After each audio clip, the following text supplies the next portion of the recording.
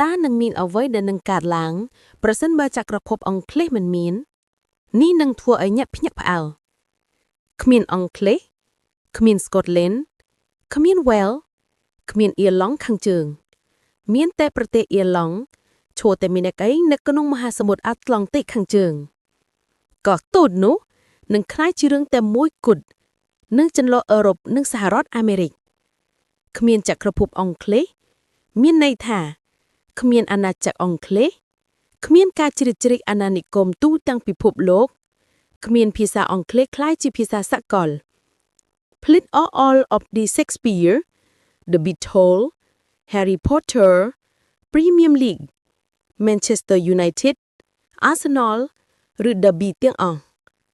គ្មាន It's Coming Home ដែរគ្មាន UK ក៏មានន័យថាគ្មាន Sidemen គ្មាន KSI គ្មាន Beta Squad ឧស្សាហកម្ម YouTube របស់អង់គ្លេសមិនដែលកាត់ឡើងសោះគ្មាន London គ្មាន Big Ben គ្មានការចូលចិត្តផឹកតែ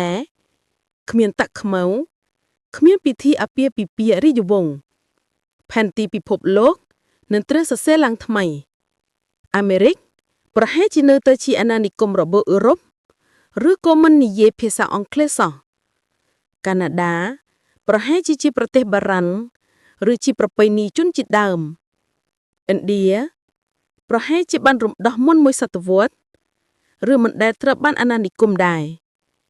ផលប៉ះពាល់មានទៅគ្រប់ទិសដៅចាប់ពីហិរញ្ញវត្ថុសកលដែលមូលដ្ឋាននៅលន់ដុនរហូតដល់វប្បធម៌កីឡានិងភាសាប្រសិនបើចក្រភពអង់គ្លេសមិនមានពិភពលោកសម័យថ្មី